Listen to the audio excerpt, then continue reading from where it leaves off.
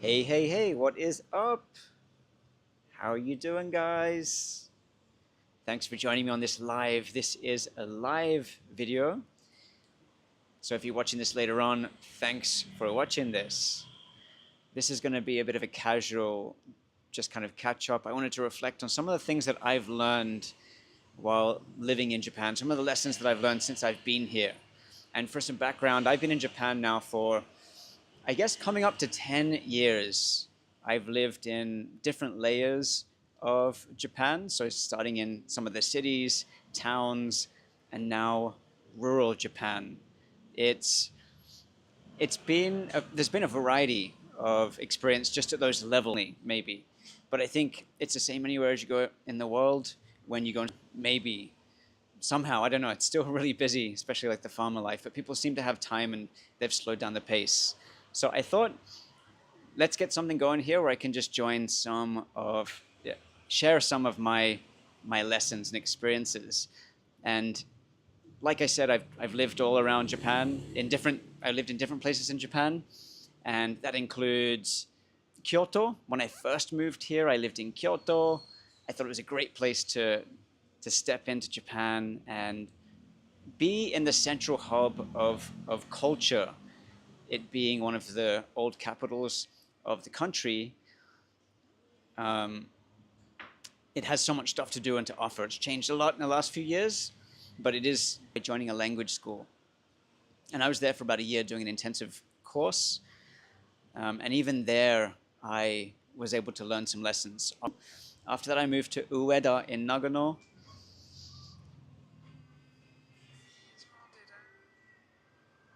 Just dropped off. I moved to Ueda, Nagano, where I chased this mountain lifestyle. I did a language school again there too. And then I moved into Miyoko to shift my life to rural Japan. I've had multiple jobs. I've had, I think, all the visas there are for living as a foreign resident in Japan. So I've experienced a lot. And I've traveled to all the prefectures. And before I forget, if you're interested in checking out my map or my tours, I have a sale on both of those things right now. I put the links in the description of the video.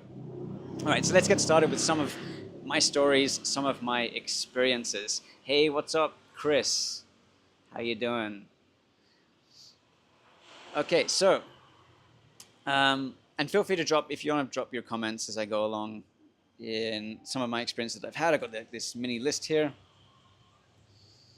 And I want to hear your experiences too, especially if you've had some similar experiences.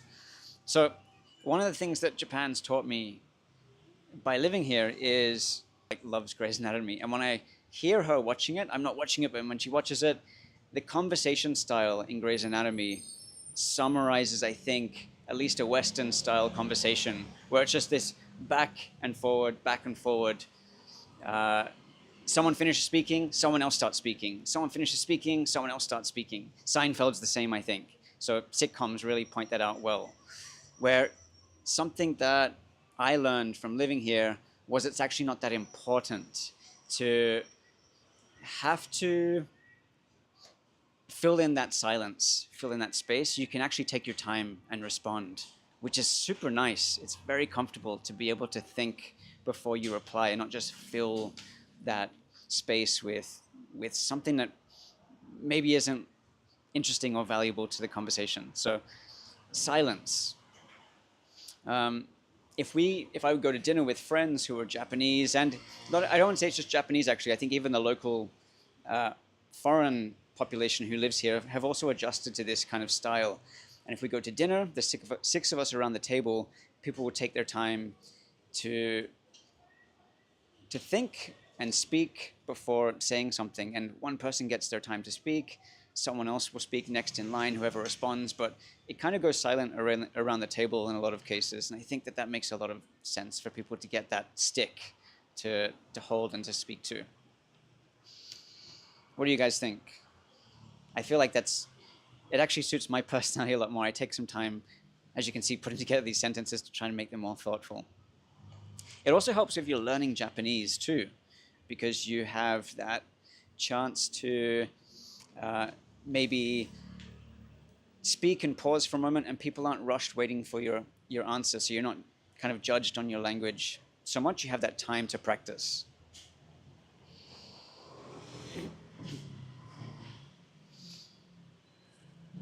Yeah, you can just say, so someone's saying here in the comments, in Japan you can just say "soda ne," and that's it. That's the end. But that recognition that someone spoke, and you don't need to fill the next thing with, you don't need to have an opinion, you don't need to have anything to add on. It can just be a simple like, yeah, it's yeah, I'm listening to you, and that's interesting. That's nice. John says, when did you move to Japan? Did you have to adjust from American hyper-consumerism? I moved to Japan, the first time was 2014, was the first time I lived here. And since then I've come and go, but spent about 8, coming up 9 years now to living here. Yeah, consumerism is insane from any Western country. I was born in Australia, raised between Australia and England, and lived in the US, Brazil, Fiji, a few other places in between. But consumerism is interesting. Like, one of the things that I wanted to do when I moved back to Japan was to open a coffee shop, do a hiking business, tours and stuff, backcountry snowboard, that sort of thing. But I learned quickly that to anyone, anyone else interested in opening a coffee shop in Japan, it's not the same. People don't spend the same money here as they do in, say, a Western country. People aren't drinking coffee every single day. They're not arriving there to have their coffee to wake up. They'll go there and spend the time and have that space for the experience. So it's quite a bit different how people spend money. That goes for, I think, buying things in general. Maybe it's also a space. People don't have the space to store it.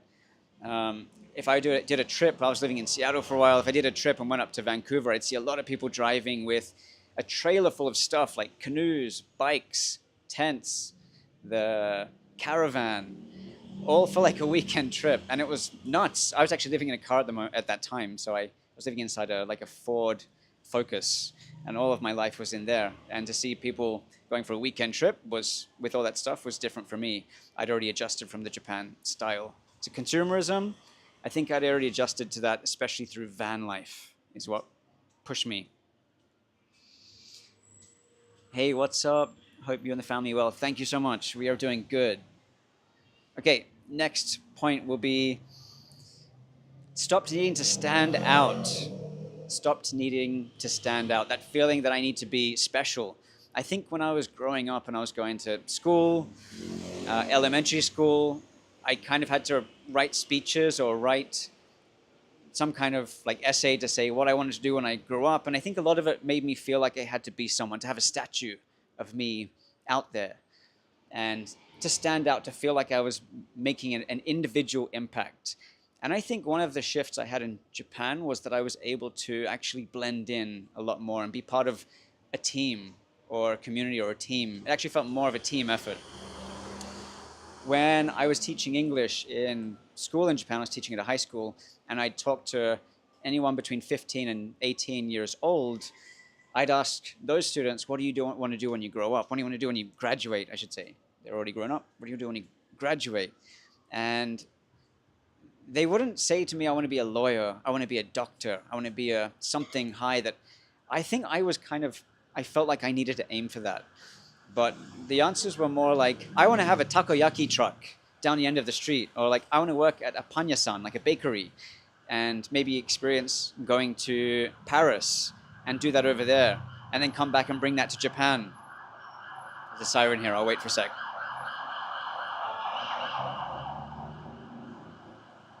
Outside at a coffee shop.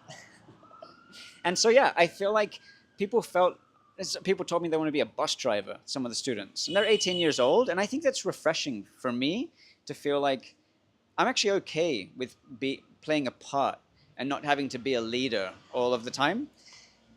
That's something special that I think was a nice lesson that I learned, to just, yeah, you can take it easy and enjoy the pace. Okay, I got a comment here. You and your videos are some of the inspiration behind me buying a house in Osaka. Love the videos. Love your attitude. Keep going. Thank you so much. I appreciate it.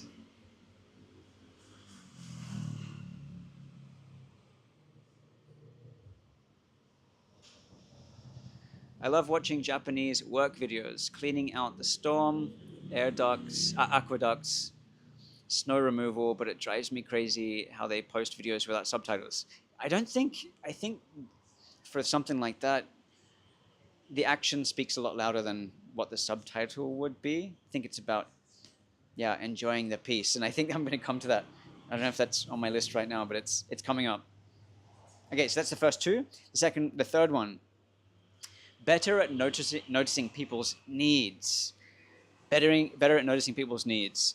This is on a few different levels, and this might be, for example, if I'm walking down the street and I see someone across the street, so previously, again, this is like what I've learned. Previously, if I pulled up to a hike or a neighborhood and I got out the car and I make eye contact with somebody in Australia, the US, wherever I am, where I've lived before, I would feel some kind of need that I have to say something.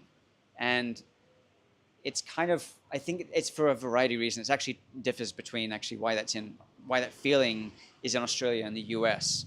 And in Japan, that's actually removed altogether. It's totally up to you if you want to engage in any kind of socializing, but it's really not that important, actually, interestingly.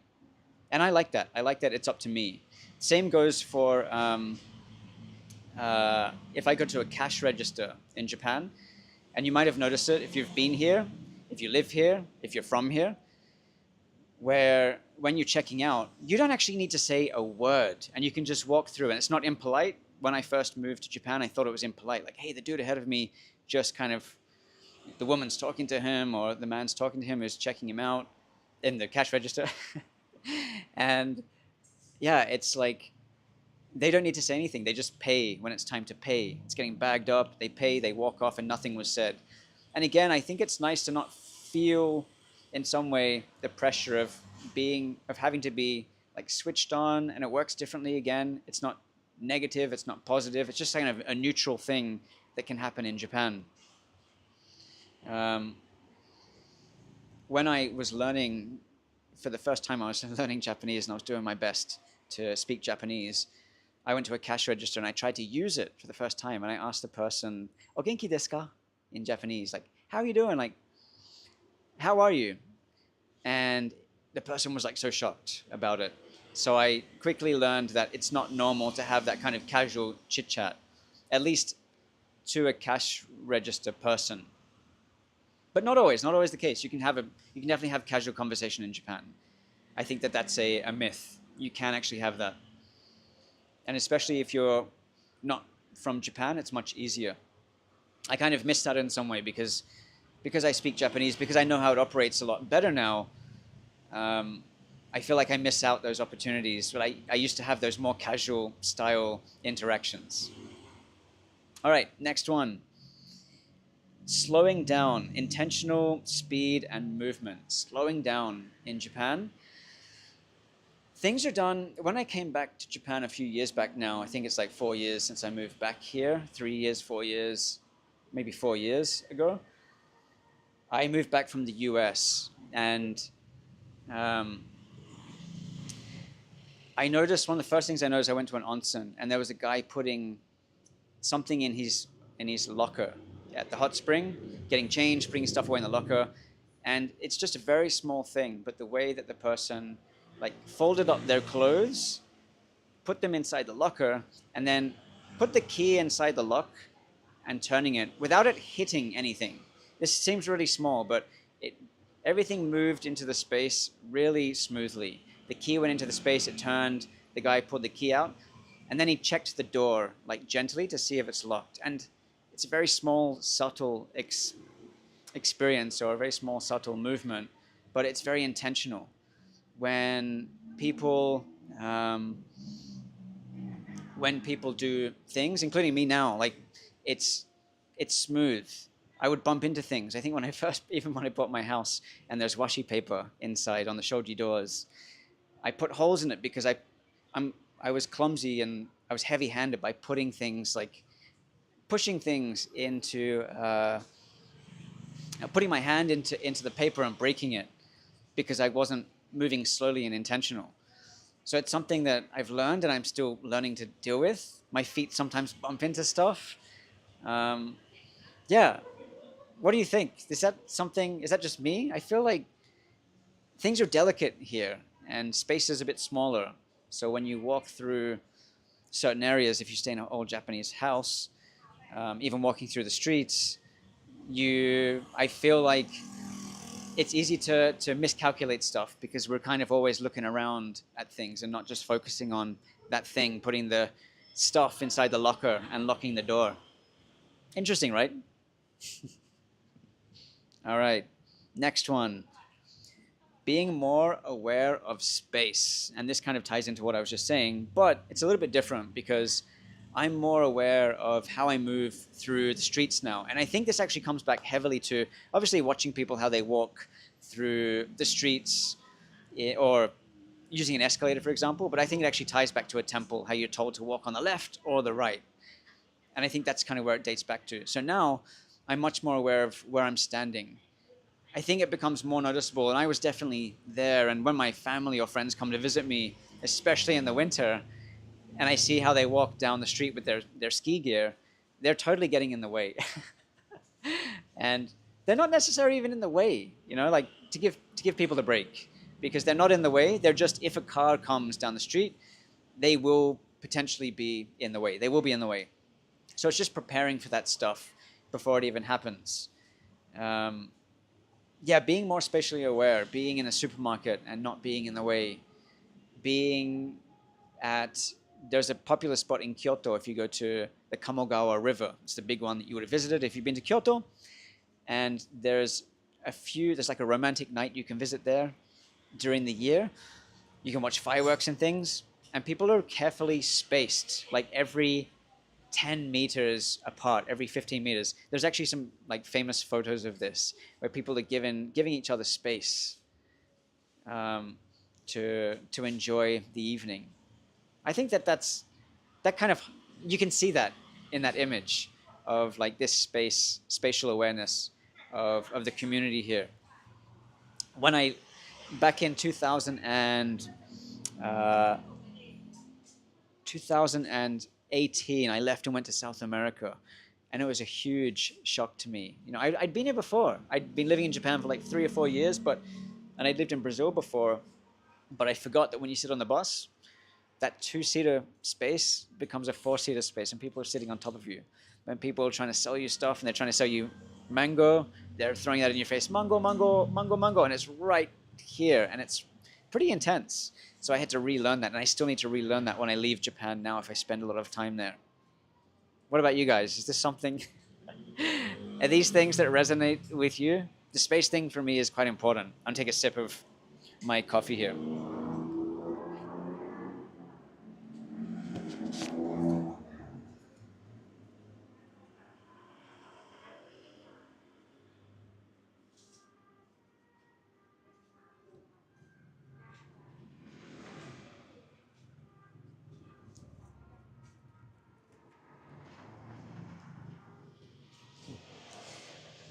It's good. I think this is good timing because winter is coming up, and it's nice. It's going to be really flooded in Miyako with lots of great people. I love the atmosphere during winter, but it's definitely interesting down at 7-Eleven. Tokyo's changed. Tokyo is really different these days. There's a lot more people visiting. I think they just hit 20 million visitors in the first half of this this year, measuring how many tourists are coming. So it's 20 million, growing. I think last year was like 38 million, I think. So it's probably going to beat that again this year. All right, the next one, again, something I've learned is being on time. And going back to especially like Australia is the same. I have a friend who, if we decided a time we would meet, it would always be 1 hour later than what it was. So we'd say, let's go for a surf at 2 o'clock, and it'd be always 3 or 4 or 5 o'clock. We wouldn't even see each other. But that's kind of how it operated. And again, it's not a bad thing. It's pretty good. living in Brazil, Brazil time. I don't know if you guys are familiar with Brazil time, but if I arrange, especially in Rio de Janeiro, if you arrange to meet someone on a certain time, a certain day, it's probably going to be like 3 days later that you hear back from that person. Is any guys from Rio here? It's funny. Uh, Now, it's definitely already important in Japan, but living in the countryside Japan, it takes it to another level because businesses are limited, hours are limited, the people are a little bit older, so the respect, I think, goes higher. People are, let's say it's a sushi place, and they're going to the fish market to get sushi for the people who have booked. So if they've got limited bookings, limited seats, 8 seats for their restaurant. If you are late or if you have a ski day, and at the end of the day you're like, yeah, you know what, I'm tired. Um, I'm just gonna cancel it. 10 minutes before, I'm just gonna cancel it. I'm tired now. I'm gonna go to the onsen instead.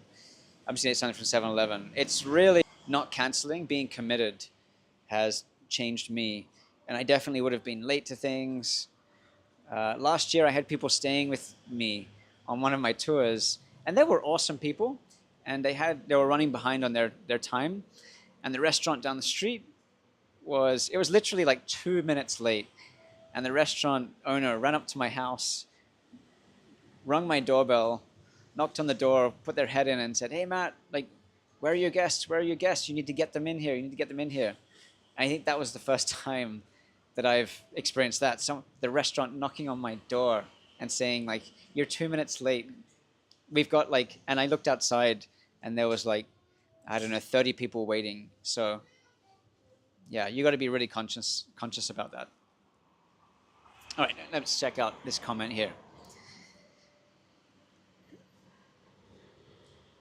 What can you say about new growing problems about foreign people? Like they want to get out Gaijin.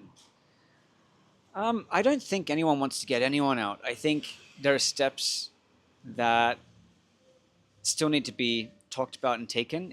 I think things take a long time in Japan. Not to point that as an excuse, but things do take a long time for things to move forward.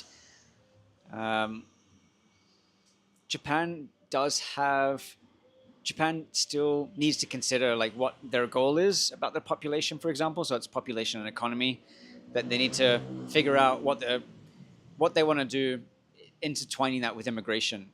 I think they've taken actually a lot of steps since I've been there for the last 15. Let's just say I've been coming out of Japan for the last 15 years, and definitely my options have increased since I was first there. Is there still a way to go? Yeah, there is. But how does it compare to my experience getting a visa for the US? I'd say my experience getting a visa and living in Japan was much more pleasant than doing it for the US. I'm going to put that out there because I think a lot of people like to point at Japan and say that they keep people out, but the US does exactly the same thing. So in my case, it was more difficult for me to do the US thing with a corporate job. And what I mean by that, I just mean going through that process was more like an interrogation. I didn't feel like I was wanted going to the US, having to answer these kind of strict, rude questions about why I'm coming to the country and asking about my background. In Japan, it's super pleasant.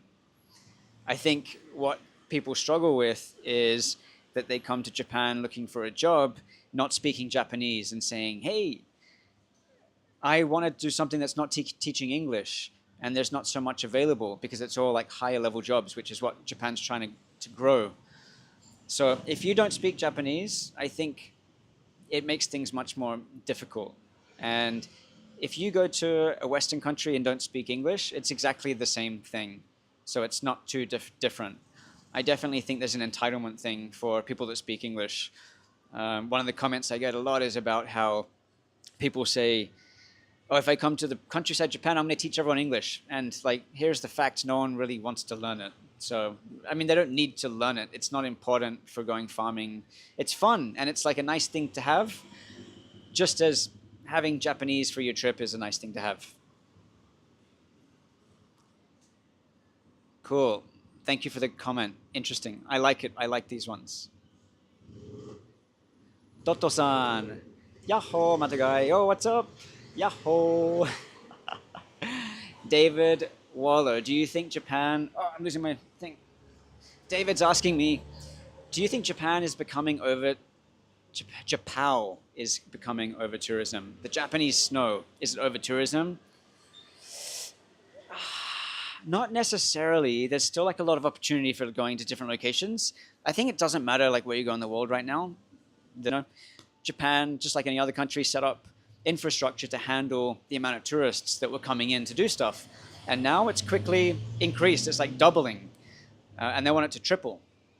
So they're a bit behind with all that stuff. They're still panning things out. I think social media is doing a good job, at least the people that I know, who are not following the trends and pushing people to different areas.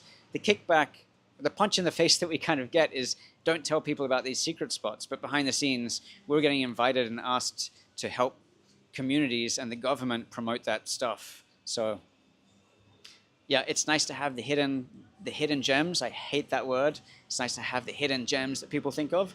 And people think Miyako is a hidden gem. It's really not. But it's just one of, and now these top 5 ski resorts that people are going to. Just go north to Akita, Aomori, Fukushima, Yamagata. There's plenty of like options for Japanese tourism.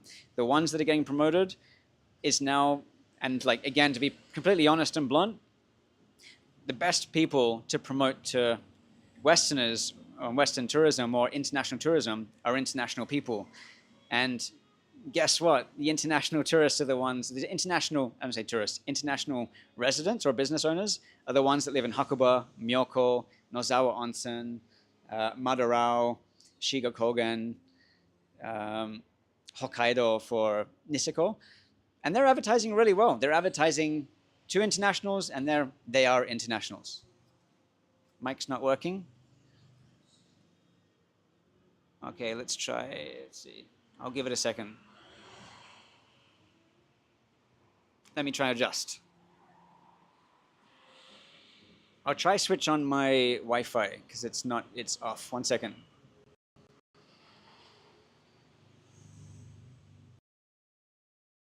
Okay, how is this? Give it 1 second to catch up. I'll get a drink. Hold up.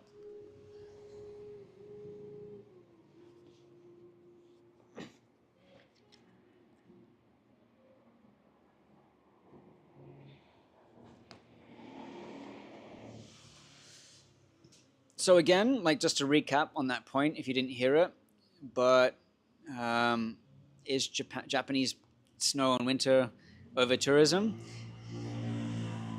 It's really booked out for Hakuba, Miyako, Nozawa, Niseko, Madarao. Yeah, it's kind of, I don't say it's at the limit, and it's a good thing. In a way, it's a good thing if that's what the community is going for. It's kind of torn in Miyako. It's a whole other topic, but Miyako is a little bit different. They all have different nuances. Every area has a different nuance. I think what it comes down to, like a problem, is that the local communities, they know what they don't want, but they don't know what they do want. And I think that they need to come to the table and kind of present what they're looking for and work together with the tourism. Tourism comes from both like domestic, it's Japanese people, and it's international people who love skiing and the winter stuff.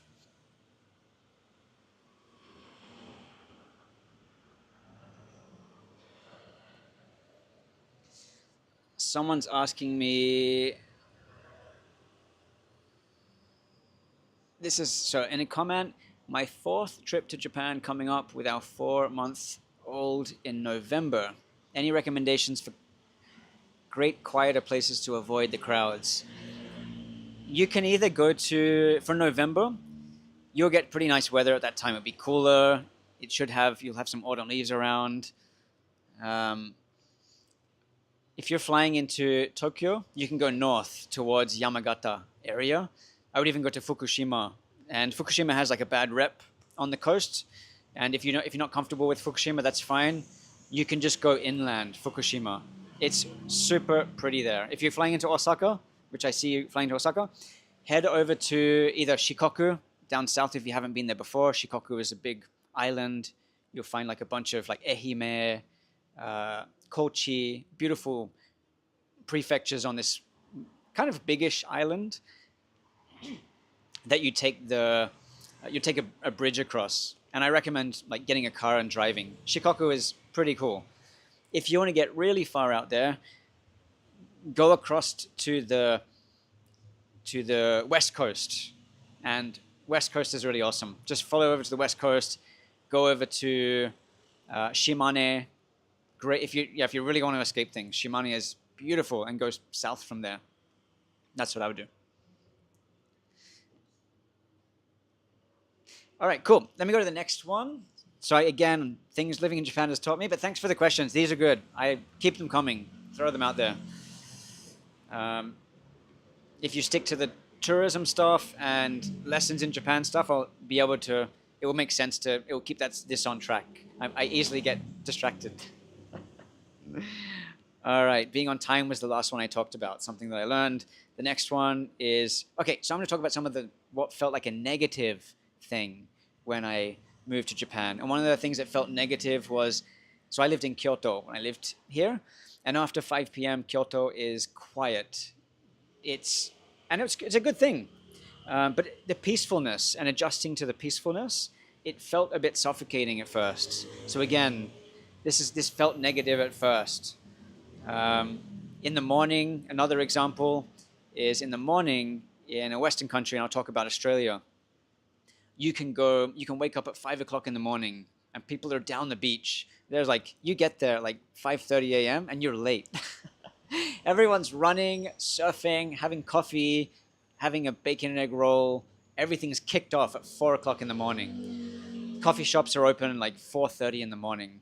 Whereas in Japan, the coffee shops open like 10, 11 a.m. Again, it's a different spending culture with consumerism. It's a different kind of start to the day. And that was difficult for me to adjust to. I had the feeling, I guess like it was ingrained in me to go out in the morning and like run and do something. But the pace of life really slowed down. In the evenings in Kyoto and now the countryside, it's quiet. It's really quiet. I think being able to adjust my routine, so what I learned was that I need to adjust how I approach my routine. What do I do at that time? How do I spend that time? How do I still feel invigorated without feeling like retired or something? And again, and it's not just about older people. It's the younger generation too. It's just a much peaceful, quieter way of life. Adjusting my schedule, going with what works, and pumping in my own motivation was pretty important. Adjusting to the peacefulness was a lesson that I had to learn. It's funny, yeah, people seek peacefulness, but it's sometimes too much. That's where like decent trips come in. That's why I'll travel to certain parts of Japan. So Okinawa is a good place. Kochi on Shikoku that I just mentioned is a good place for a bit of an interesting, lively atmosphere. Yeah, you can still find that in Japan. And feel free if you're in Japan, you want to like drop the place where you live or where you've been before. If you traveled there, throw it in there for recommendations too. I think that's also a nice thing about talking about over tourism before in the snow, the Japan, the ski season in Japan. It's not a bad thing for the Westerners to come in and pump in this like different atmosphere. It's actually quite nice to feel like a lively town. So it's a good side too, and I think the local community does enjoy that as well. All right, the next one. Okay, this is a language learning thing that I've learned. And so it's kind of related to language. When I first started learning Japanese, and even less today, it's a bit different today, but I was so excited to go outside and speak in Japanese, but people would reply to me in English. So I'd be asking like, for example, この T-shirt は他の色がありますか? So for this T-shirt, do you have another color? Do you have another color for this T-shirt?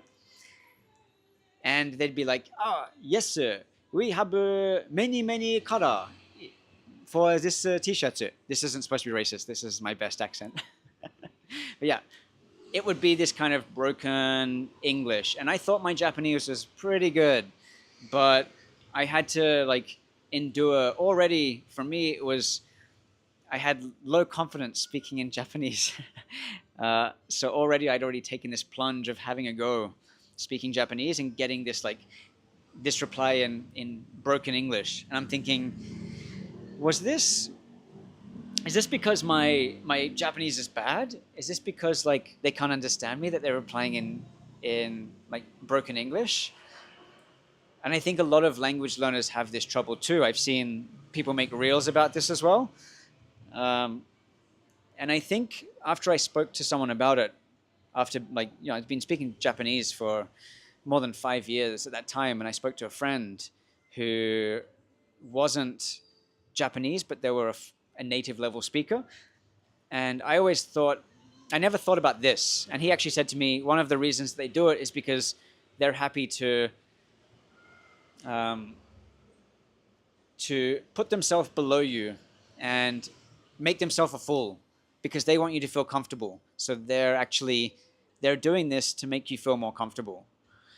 And I actually think there's some truth to that that Japanese people will do their best to put you in the more comfortable position. Anyone had this experience who's here, who speaks Japanese, Japanese people on the chat, Japanese people here on the live? Feel free to add your own experience here. When someone who's learned Japanese tries to speak to you and the reply is in broken English. There are ways to overcome this, I think. For my experience, I think actually the way I stand is different now. This might be like another lesson I haven't wrote down, but the way I stand, my shoulders go in a little bit more now. I feel more humble when I see people. I actually think a lot of how I hold myself is very different, and I think that gives off the idea. I don't look around when I go into places. For example, I'm not lost. It's just very natural to me. So I think that comes off that this guy probably knows what's going on. And I of course speak in Japanese. So yeah, something I've learned is that it's not this whole language thing where this is a common problem for Japanese language learners in Japan, is that it's not from a negative place, that Japanese people aren't just speaking to you because they want to practice English. It's also to make you feel comfortable.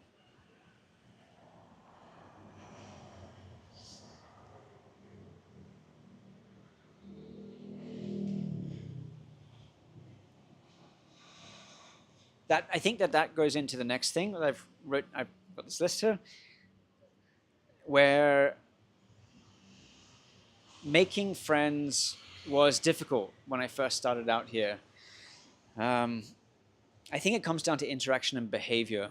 I think a lot of people will have an experience where they meet some new people who are local. They have a good second impression, a good first experience, and they think like, wow, this is going well. I met some people. This is good. And then it kind of fizzles out. It dries out a little bit by the fourth, fifth, sixth time. It kind of fizzles away. It's happened to me. And I wonder what's going on. Like, why don't we hang out anymore? Why is this not working out? And I think it's because, in my experience, and I'm comparing the first few years to my later these days years, is initially that behavior was all kind of it was driven by my Western style behavior and my expectations of what like a solid friendship looks like, pushing each other around, like, just a bit more casual, where I think in Japan that still has, you can be close friends with people, but it can still feel some kind of distance. Not always. I don't want to make it sound like this is the complete standard. It's always case by case. Humans are all unique, but it does feel like it takes a bit more time to get to those points. and you need a lot of patience for that. And again, if you want to talk about your experiences on here, feel free to put them out there. This is just mine. This will be unique to me. Yeah, I'm not talking on behalf of everybody's.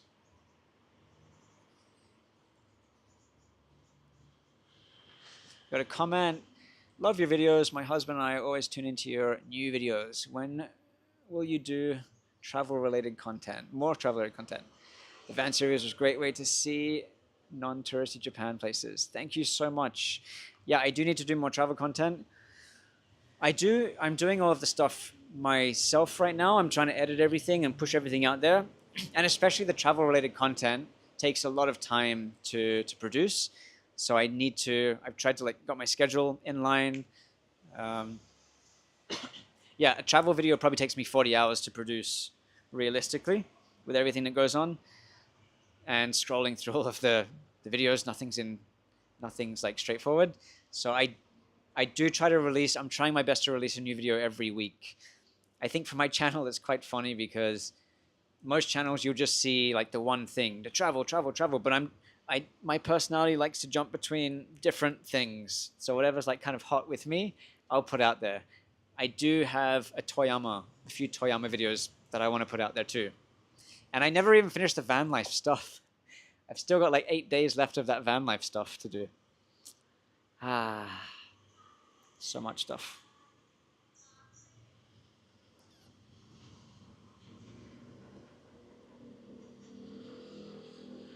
Kameda Nigata, yes, also cool. Did you talk about omotonashi? I haven't spoke about omotonashi. But yeah, that I think into omotonashi, this like level of service for Japanese that goes above and beyond, it's interesting. I need to think about a conversation I had really recently about this with a Japanese person. It's kind of seen. It's definitely a buzzword, omotonashi, which is service industry related, the service that you get, the high level of service. And actually, it's kind of seen as positive and negative in Japan because it creates barriers and walls where some people, obviously, like everyone's different, some people prefer if you go to a restaurant and someone says to you, hey, here's the menu today. If you like avocado, do you like avocado? Yeah, I like avocado. We've got these 3 things with avocado. You definitely should try this. So like the Western style is also a different type of like high level service, I think. And that's also a reason that Japanese people will travel to different places to feel a different type of service. Do I like omotenashi? I like omotenashi service, this high level service. But I do feel, it might be my British side actually, that I feel uncomfortable when I'm treated really nicely. I feel uncomfortable. I actually put myself down a lot, and I usually defer this to being raised British. And I don't know if that's true, but I like to put myself lower. And I don't like to feel like I should be treated up above people. So I like omotenashi when I'm in the mindset for it. Team up with Nomad-san on his van life vids. Oh, Nomad-san, I'll check him out. I'll see what it's all about. Have you ever been to Yahiko Shrine in Niigata? Yes, I have. I went there about 2 years back now. I did a road trip up towards Yamagata and a little bit higher, and I stopped in Yahiko Shrine. It is really cool. It's probably one of the best shrines to visit in Niigata for like how important that is and the atmosphere that you get for a shrine in a temple town. It's a good call. Yeah, thanks for dropping it in here. Definitely go visit Yahiko Shrine. And that whole area has some nice hikes too. Good sake in the area. Okay, so I talked about people speaking English and went off track a little bit. Making friends was difficult. Yeah, so the making friends thing, my recommendation is like first it comes with language, but also behavior changes. I think even like omotenashi is like a behavioral thing. Understanding these levels of behavioral differences in Japan, I think it doesn't matter what language you learn in the world. If you don't have the behaviors down and know what people expect of you to make them feel comfortable, you're going to have trouble making friends anywhere in the world. I think I had the same problem in Seattle as well, even like with Americans. I went to Penn State University, and most of my friends were international because I had to learn how to interact with Americans, with yeah, the people who were local to Penn State, who had moved over to state cities, to state college. Okay, cool. So making friends, it's definitely doable. Now so my advice is to let the other person guide, instead of you take control, instead of you filling the void of space with speaking, let the other person lead. Let the local Japanese person lead how that relationship develops. And you'll have much easier time to um, to become closer to the person, and then take steps to getting closer to their circles. All right, next on the list. So be treated as an individual. Take a drink break.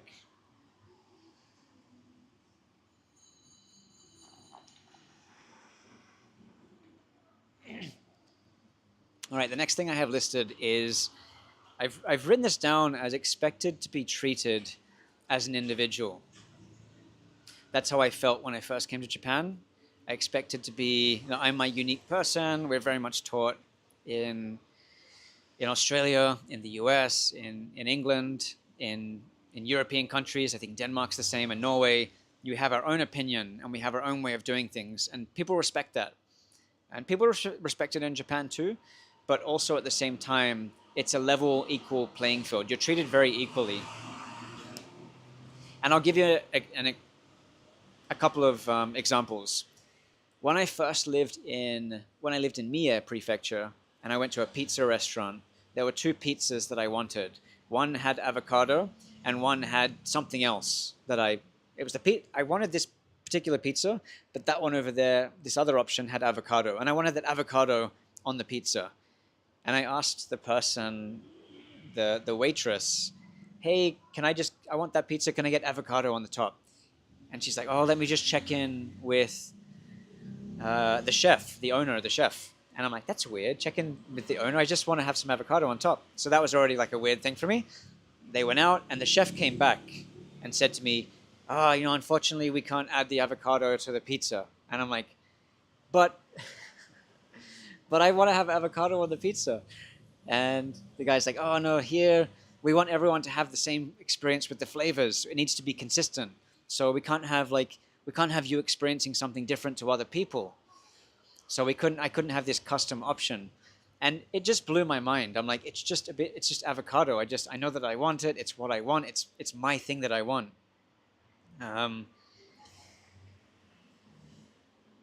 I didn't get avocado on the pizza, and I ended up like overthinking this for a few days. But yeah, that's just the way it is. I think now what I learned from that is that it's not a bad thing that everyone should have a similar level of experience in Japan. That's just how it is, and that's okay. I'm okay with that. That's the standard. If I write a review on that place, it's going to be the same review compared to other people's experiences too. So it's kind of in line. I'm not saying that this is the best way. I'm just saying this is how it is in Japan, and I'm okay with that.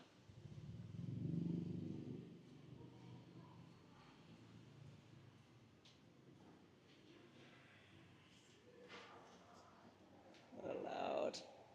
Just scrolling through the comments here. They're not allowed to decide that themselves. Someone wrote, they're not allowed to decide that themselves. Yeah, the waitress isn't allowed to. There's big trouble. There's nothing in the rule book for that, because they're probably given some boundaries, some borders to work in, and no one ever asked the question, can I get avocado instead? And at that time, the next time I went there, I took my own avocado and like hid it and put avocado on the pizza. I didn't say anything. I made it like small, like I didn't make a scene of it. I just did it quietly, and I was happier with avocado.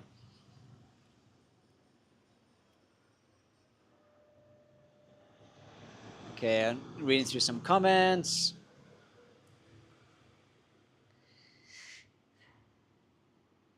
would you recommend anyone to travel to Sado Island to experience the One Earth Tour? I don't know what the One Earth Tour is, but Sado Island has, I don't know if that's related to the drums, the taiko drums, but Sado Island is like super under the radar. If people don't know Sado Island, it's off the coast of Niigata.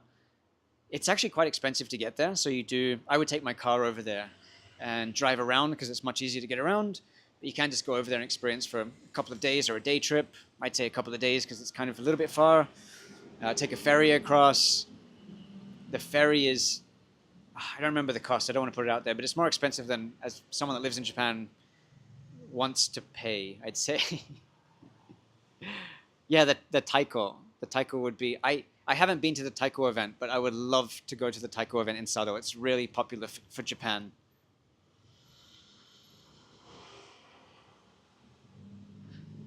What was my point here? Expect to be treated as individual.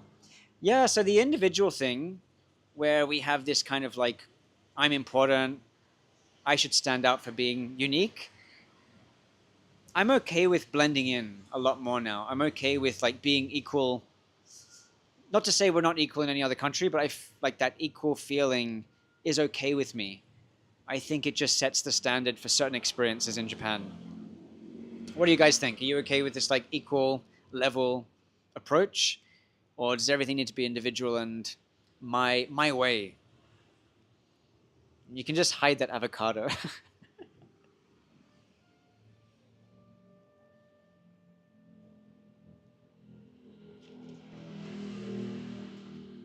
I think this, and the last point that I'll make, and I'll come back to any comments that I haven't read through yet, but the last point, and there might be more. Feel free to throw them out there if I've missed anything. Things that I've learned, things Japan has taught me, things that I've kind of adjusted to living in Japan. And the last one would be following, on my list, is following the rigid rules. And I'm going to talk about something that's not so obvious, actually. So it's not necessarily a rule, but following the rule. I'm going to stick to following the rule. And the example I'm going to come up with is, again, this kind of ties into everything I've spoken to. The equalness of treating people the same, having the same process and the same procedures for everybody, having the same expectation for the society. I think that sums up what the rules are about in Japan. Just having that sameness to repeat what everyone does. It doesn't always work because more of these steps are added to the process that don't need to be there, but at least every box is ticked and they've crossed off everything that needs to be crossed off getting there. I don't like it, but it makes sense. I don't always like it. But I'll give you an example that's a little bit igai, I'd say in Japanese, a little bit like, not unexpected, but it's not the example you'd think of for following the rules, but catching a bus. If I was in another country and I was a little bit late for the bus, and I'm running after the bus because I'm late. I'm the late one here. And I'm flagging down the bus like, wait. And if the bus drives off, I'm upset. If this is in the UK, if this is in England, I'm upset. Like, why didn't he wait for me? I was just like 15 seconds late. He should have waited for me. Screw this. My day is ruined. That's how I really felt. That's how I felt, that I had this entitlement feeling that the bus should wait for me. There's 40 people riding the bus on their way to wherever they're going. It doesn't matter where they're going, but they got there on time, and I'm the one that's 15 seconds late. And then the next bus stop, people are waiting, and the next bus stop, and everything's out of whack, out of schedule. I should be the one. I think now, I'm all for this. It's totally on me if I'm not on time, if I'm not following that step, if I'm not following what's expected of me to be on time. The schedule's right there, so it's kind of on me. So it's not necessarily a rule, but like a rigid way in Japan. What do you think? Being on time is really important to me now, if I'm going to something. And I think it's because I want the same thing back. I want people to respect what I have to do next too. What's another rigid rule? I give you an example. I give you another one. Every town has different rules. So it's not one rule across Japan. Every town has different rules. When I was making my hanko or my inkan, my Japanese stamp, my official seal when I do like important documents, the requirements for the hanko changes in town to town. So the one I used in Ueda couldn't be used. Actually, the one I used in Kyoto couldn't be used in Ueda, and the one I used in uh, Mie couldn't be used in Myoko. So every time I need to buy a new one because they've got to follow the rules and the procedures for that one specific area. And that was really frustrating. It's still very frustrating to me. But I do also appreciate that those areas have something unique about them that needs to be taken into account. Like, for example, and it's totally like, it's not necessary. It's nice that the areas have, they're able to make their own stamp on the politics, the local like procedures. So for like the snow clearing, you're not going to have that same thing over in different parts of Japan. So you do need to take into account these little nuances. The Inkan Hanko thing, I don't get it, but you've just got to follow the steps. That's one of the rigid rules. Doesn't make sense, but it's quicker to not question it and just do it. Those steps were put in there for someone else who, like for example, like now with a lot more foreigners, say, buying property, some things are not in place for um, some of the processes, and they just kind of have to make them up as they go because they don't exist. All right, I'm going to answer I'm going to go back to the questions here. And keep them coming because I think that's my last point that I'll talk about. And I'll just kind of like work off of the comments here.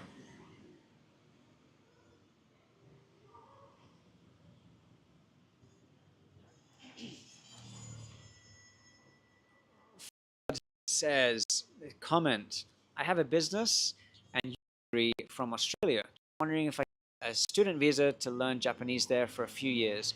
Will my age be an issue? You can join a language school at any age. I've seen people there at very young age, very young, like 18, 19 years old up until 65. I think I met someone 65 years old.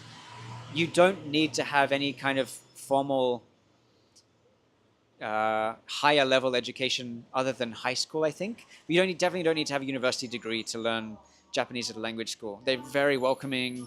It's a wonderful experience. I would plug Ritsumeikan University because I enjoyed that it wasn't just about writing the kanji, writing the characters over and over and over again. There was a lot more um, traditional cultural experiences that you can enjoy as well. So I learned how to do kyudo, the Japanese archery, learned wagashi. I went to a 400-year-old wagashi shop once a week, and I learned a new wagashi every week, a Japanese sweet in Kyoto, and a bunch of other different things. You can join like the circles, the communities. I played futsal with one of the groups there. Ritsumeikan University is my recommendation.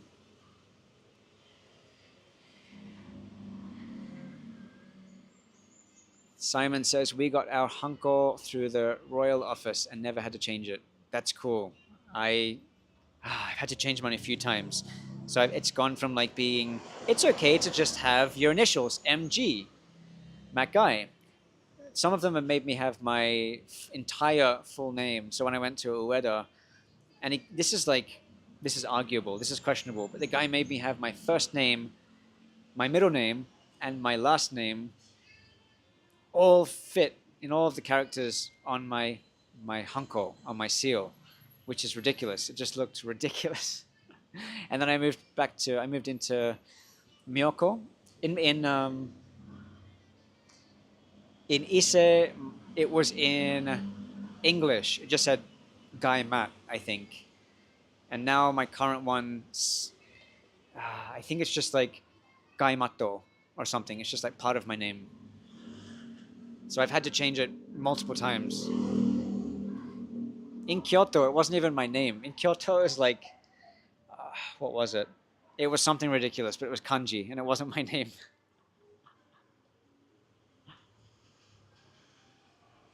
Oh, there's a few comments I've missed this.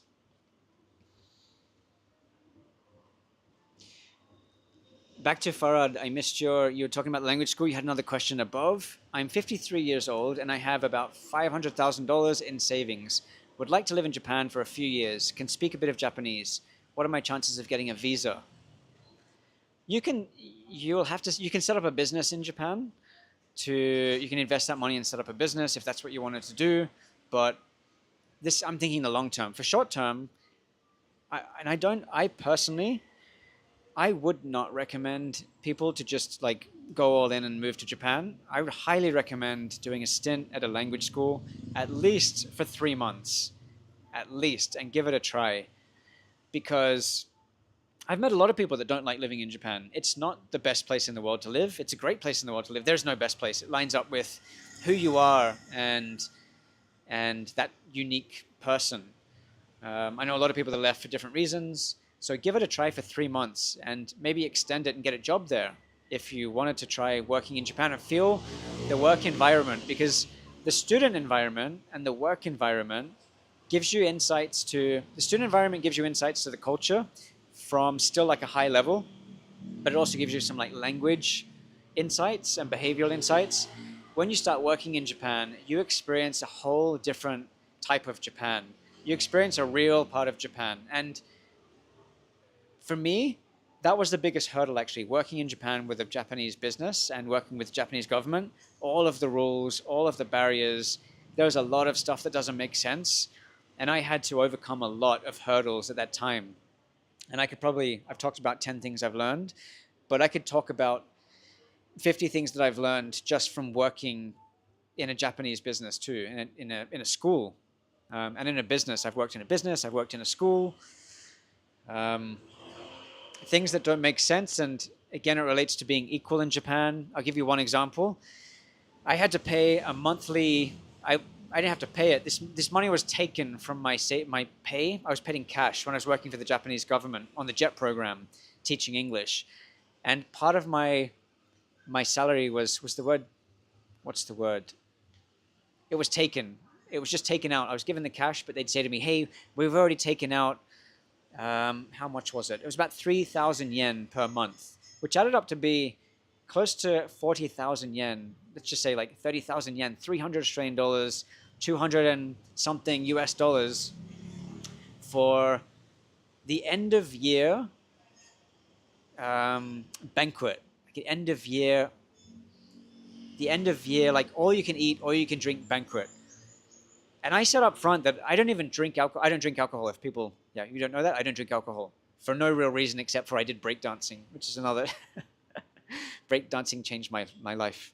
Yeah, I never drank alcohol. I never did. So I didn't want to pay this insane amount to go to this nomi hodai, tabi hodai, all you can eat, all you can drink event. I just wouldn't get the value. And I was a poor English teacher earning like $30,000 or less in Japan. I couldn't even afford to really do anything else besides like all of the free stuff living in Japan, as this is another topic as well.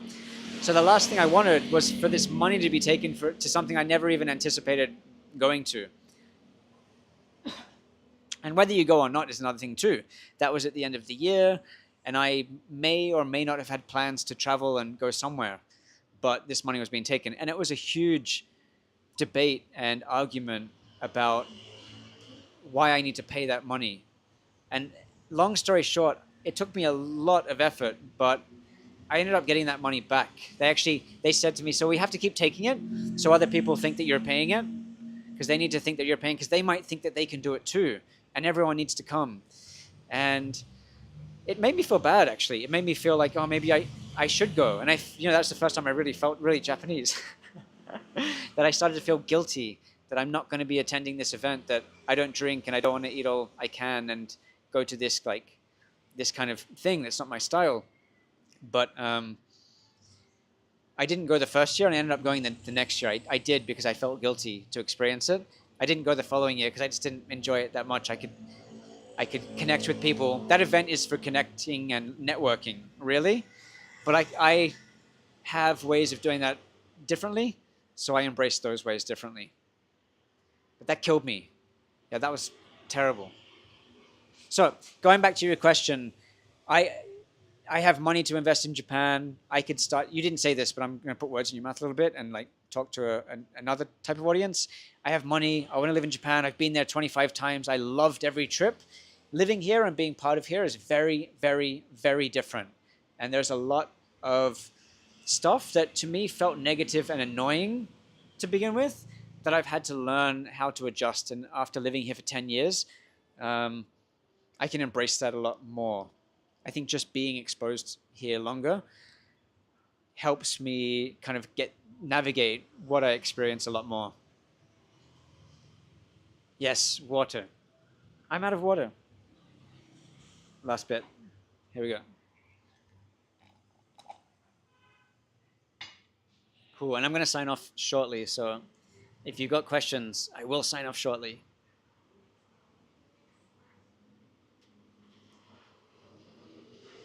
Try to answer these ones. I think I've missed a few.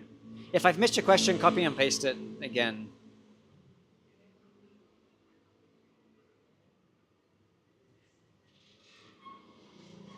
Hello, Matt.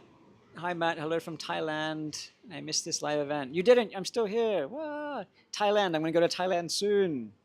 I've never been to Bangkok. I want to check out Bangkok and go south. I've been to Chiang Mai, Chiang Rai, the northern part, but I want to experience, Bangkok and the south. I've got a feeling I'm missing out.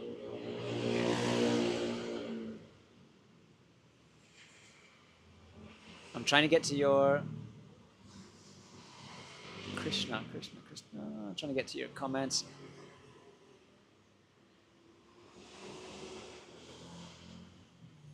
What's this?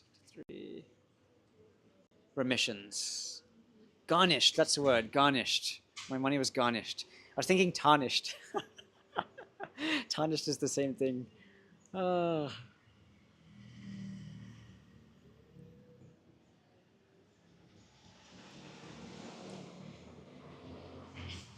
It's likely going to be a dinner party. This is a comment. It's likely going to be a dinner party and realizing they're serving something that you can't. Oh, it's just skipped away. You can't eat, and the host cooks you something different.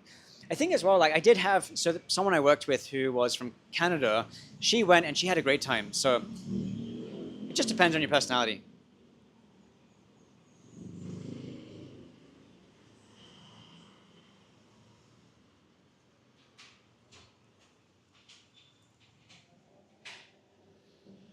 It's on my list.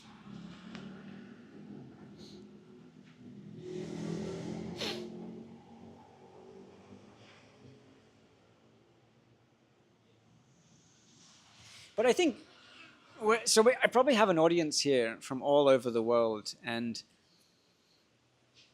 I think it's quite not easy. There's adjustment for anywhere that you live. I've lived in the US, took adjustment. We speak the same language. The US took adjustment. I lived in England. Even England takes adjustment between Australia. The humor is different. The way we speak is different. The behavior is different. When I go for a job interview in America, I have to talk about how awesome I am. If I talk like that in Australia, I think I learned this term recently, high poppy syndrome. If I speak of myself highly in Australia, I'm just cut down. I have to blend in. Even Australia, even British culture, you have to kind of blend in. I wonder if that goes back to like the monarchy, where we're all kind of under the king at some point, or the queen. So there's definitely an adjustment. Language is one part of it. Language is really important. But for me, on my journey, I think even more important than language is just being able to recognize where I can make slight adjustments to make living in my space better, a better experience. Yeah, tall poppy syndrome. Aloha, what is happening? Simon asks, what are the prefectures missing out on the tourism boom? If you go from, let's say, even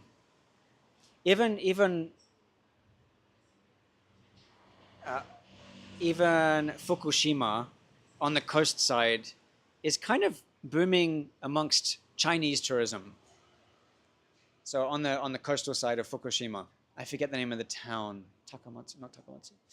I forget the name of the town. It's next to the Cat Island there, but there's a ferry that ferries everyone in. So from Fukushima down to Hiroshima on the east coast is pretty good for tourism. The east coast of Japan up until Fukushima is pretty good.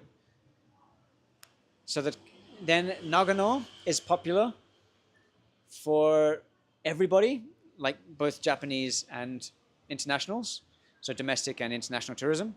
Hokkaido is very popular for domestic and international tourism. Hokkaido is number one for domestic tourism in Japan. I think number two might even be Kyoto for international, for domestic Japanese tourists in Japan too. And Tokyo is up there as well. Where else is missing out? So I'd say Shikoku is growing. Kyushu, so Fukuoka, is growing. Kyushu is already quite popular with Chinese, Taiwanese tourism, tourists. So I wouldn't say Kyushu is missing out necessarily. I'd say if anyone's missing out in Japan, to point at it specifically, I'd say it's the east coast of Japan because it's kind of more difficult to get to. It's kind of as simple as that, really. Okinawa is probably top 4, top 5 in Japan for local domestic tourism.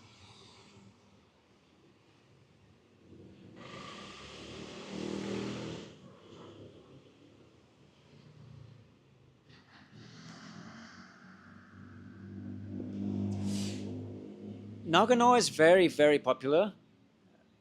It's a quick escape from people that live in the Tokyoites, the people that live in Tokyo, and it's really well.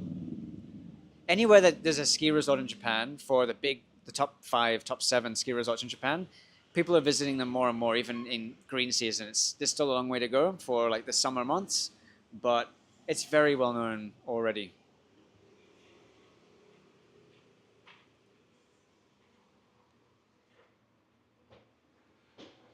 By the way, I've tried to map this out for. I've been to every prefecture in Japan. I've traveled so extensively. I don't know if I'm on my 4th or 5th time around every prefecture, but I've mapped out my favorite spots. I've put it. This is like a plug. I've put it in the description if you want to check out my map. I'm selling one, so I'm trying to push people to places that, even in the popular spots, are not kind of well known yet. And these places want to be known. Like I said earlier, I hate the word hidden gems. People, it's a business, they want business. Ski resorts are a business, they want business. Unfortunately, it's not a surfing wave. People are trying to pay their bills, pay their stuff.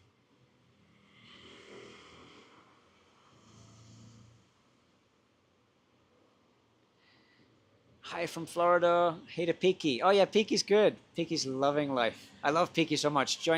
Peaky's joining me on a lot more adventures these days. I'm trying to get Peaky to like stay on the shoulder and not fly away everywhere yet. But Peaky's like so friendly. If you walk the worst, like you walk into the house and Peaky's like, it doesn't matter who it is. It's Peaky's on your head as you walk in.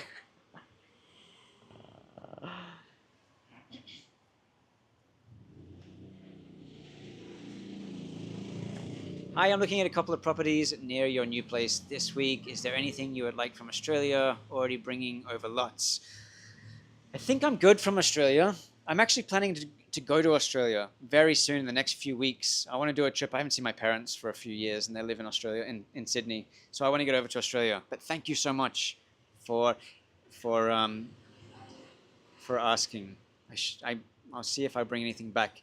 What I like most in Australia is coffee beans from Aldi. Coffee beans from Aldi is my. I fill my bags with coffee beans from Aldi. Yep. Coffee in Japan is expensive. Coffee beans are about 5 times more expensive than other places in the world.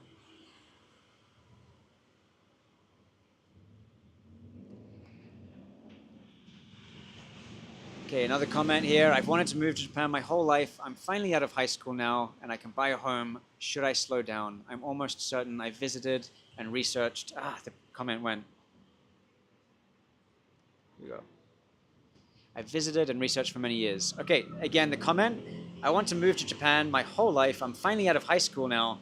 I can buy a home. Should I slow down? I'm almost certain I visited and researched many years. Well, I'm not going to say yes or no. I think you'll know better than I do where you're at with life. But I talk on my case, I think I'm so grateful that I spent so much time living in Japan for. Okay, let me step back again.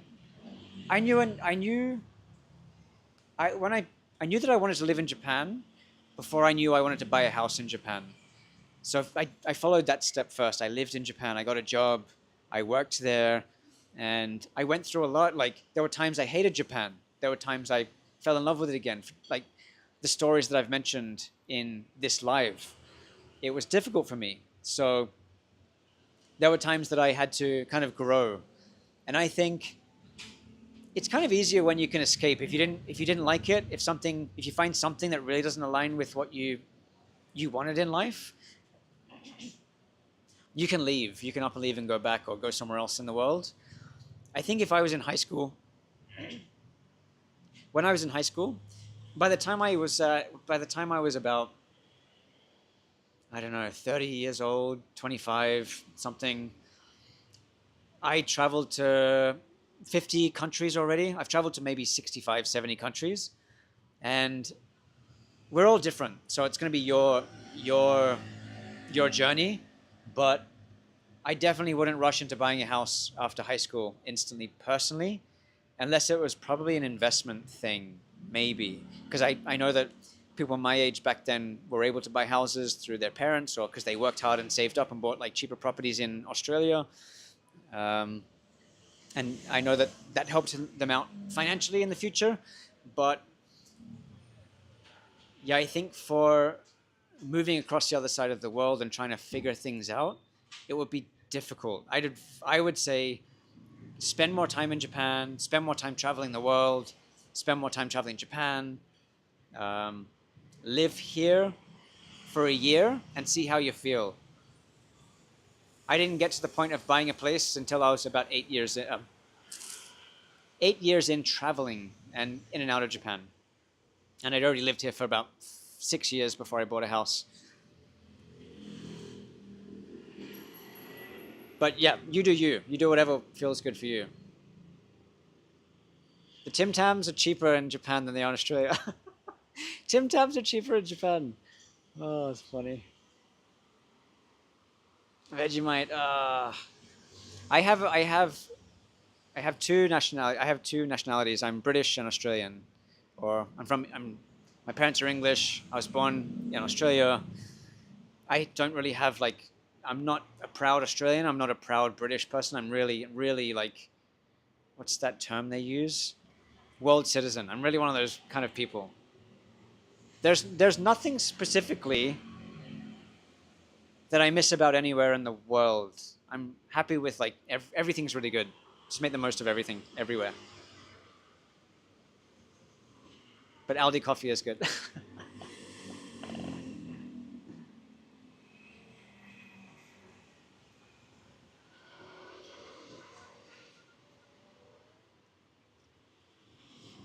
Okay, let's see.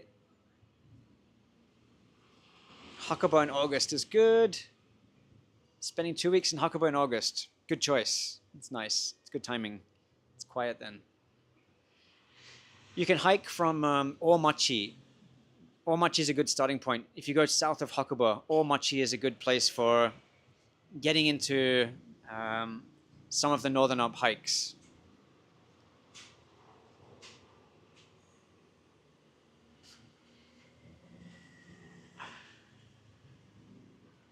Someone's asking me, hi Matt, nice to meet you from Australia. Do you recommend Tadaima Ina, Tadaima line from Aizu Wakamatsu? I'll be going to Japan 3 months, December, from Fukuoka up to Hokkaido. Definitely. I was there last October, I think, through following through up through Wakamatsu, Aizu Wakamatsu. It's so good. It's really, really pretty, and the drives there are amazing. You'll find monkeys. You find awesome sunsets if you look out over towards the east and the to the west. It's really pretty. It's very much worth it. And even in winter, it's a good place to go in winter as well. No one goes there for skiing yet.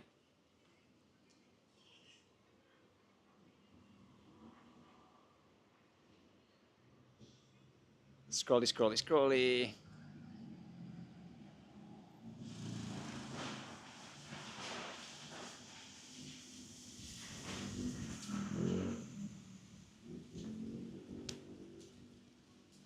Matsumoto is also really cool. Matsumoto is nice.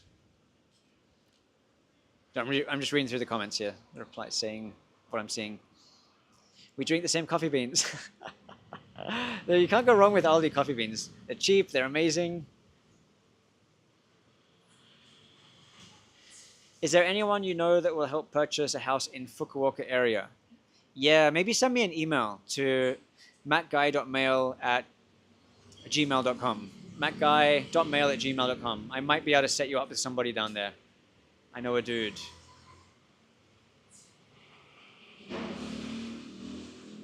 Harbor was beautiful today. Hope the weather is nice when you visit.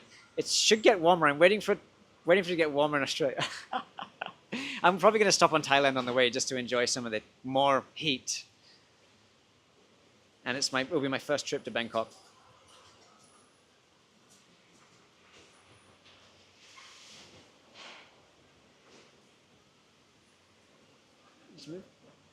Okay. 1 second, it's about to start raining where I'm at.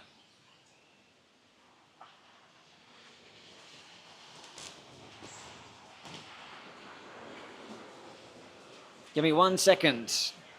About to get a storm.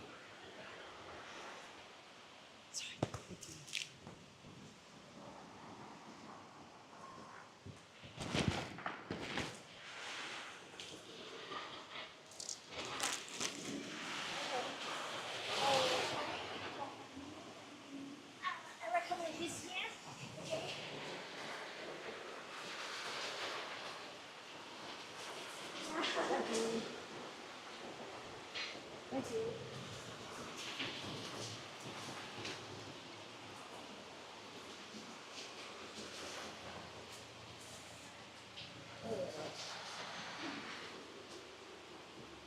Give me a second.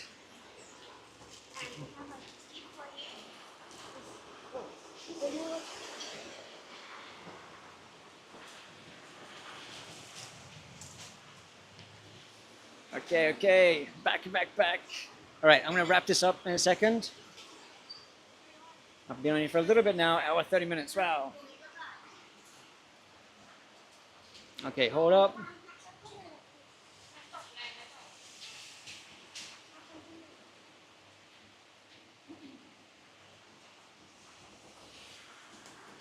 All right, take the last few. If you have any questions, now is the time. I'm going to drop off in a few minutes.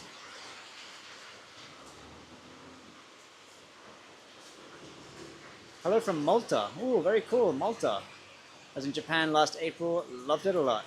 Also, compared to my country, everything is very cheap, at least to me. Japan is pretty affordable, huh? I was wondering how life expenses are for a person living there. It depends where you live. So what are the expenses like living in Japan? And I'm going to talk about, it's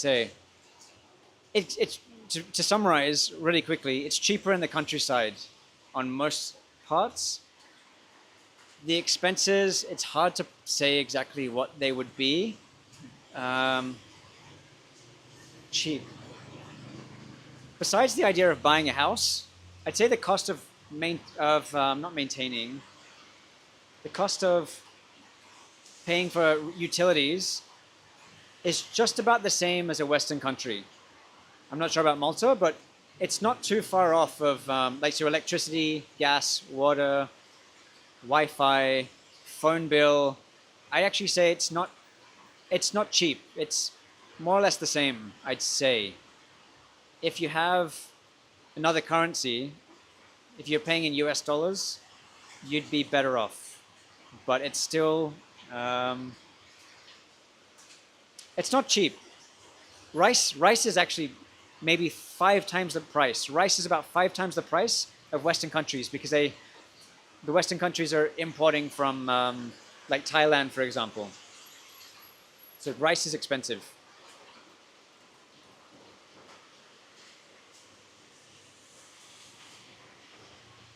Oh, Ziv is good. Try Ziv. Nippon Trading. He's a nice dude. He's pretty popular.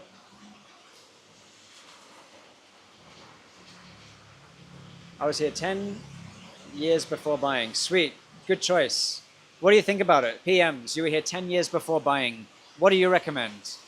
So have some people, I think now it's become pretty popular to just kind of buy a house in Japan. What do you say, PMs?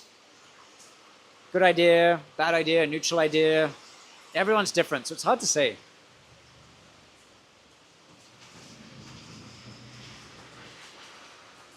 Edogawa River, pretty cool.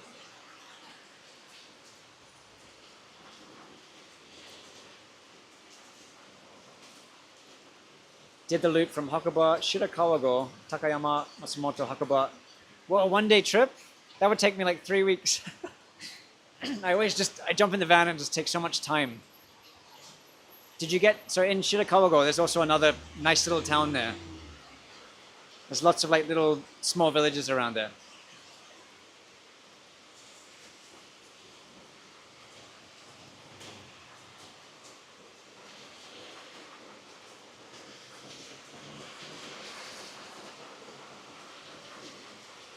We have a community K-truck we can borrow. That's cool. I like that.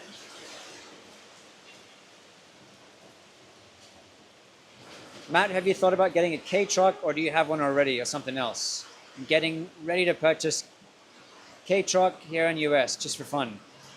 I'm so tempted to get a K-truck, but I have the Velfire, the Toyota Velfire. It's so comfortable. It's so quiet. It's a hybrid. And yeah, K-trucks are very loud and very slow. It'd be a nice to have thing for me, but I'd actually prefer to have a Nissan Skyline. Yeah, I like the idea of having multiple cars and there's a reality to it. But if I could choose another car, it would be a coupe. I'd definitely get like a Skyline if I could afford it, or an old MR2. Something to relive my more youthful days. I used to have a Nissan Skyline. I had an R34, an R33, and I've had a Nissan Silvia S13. Yeah, I'd love to go back to those coupes. They're pretty cool. 34 years in Japan. Oof, that's cool. The master over there.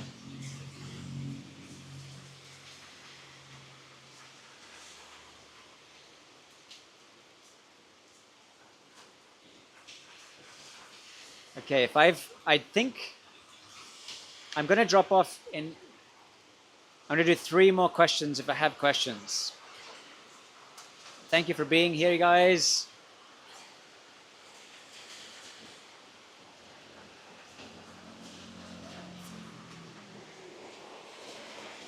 Yeah, for the Skyline, or I'm open-minded to what I can afford. But when I lived in Ueda in Nagano, they have so many mountain roads you can drive, and oh, it just looks like the perfect roads to be driving.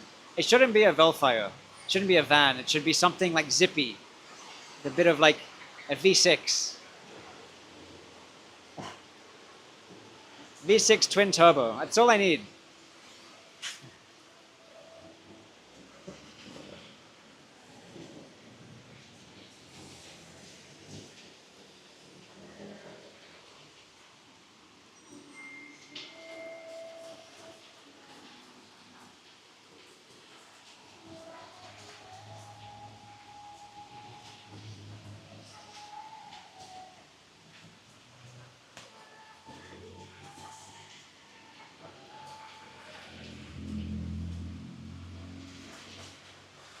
Hachiroku, so you need, yeah. Lexus, yeah. There's a lot of good options. I want to get, yeah, 2 doors. Doesn't need to be a drop top. I say this, I cannot afford this. One day. You get a lot of value in Japan for, I wouldn't say cars are super cheap in Japan. They're not like, you don't pick them up. You can get cheap options, but for nice cars, it's still hard to find. Like a Skyline is expensive these days. I saw this house for sale recently, and it's amazing. It's got a skate park inside the house. This is my dream. Some kind of skate park in my house. Just toys. It's so unnecessary, but the price is like 200,000 US dollars. It's like less than 300,000 Australian dollars. Yeah. 20, 30 million yen or something. That's cool. That's really cool.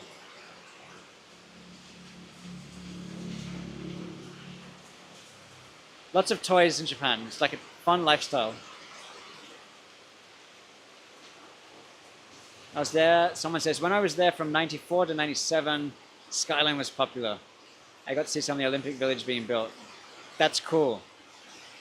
Skyline is still really popular now, except it's more expensive now than it was before. Yo, what's up, Albuquerque?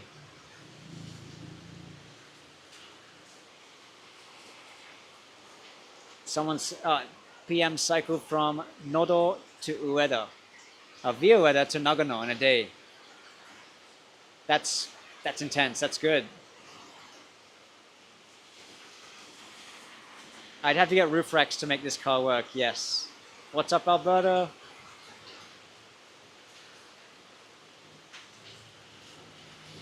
Doing great, Matt. Don't sweat it, my friend. Your house is amazing. Seem to be doing well in Japan. Happy for you. Thank you. And loving it. Yeah, I'm really grateful. I say this stuff, but when push comes to shove, I'm at like my peak happiness. I'm very happy and satisfied. I really don't need anything else. It's all these little extras that if I have it or not, I'm good. Like I'm pretty happy. Okay guys, I'm gonna drop off. Thank you for joining this live. I was gonna do like a 30-minute live. I always say this, but it's extended. Thanks for being here. Thanks for participating. It's a Saturday here, and it's time for us to go off and have a bit of some adventure. So I'll see you on the next video. Thanks for joining.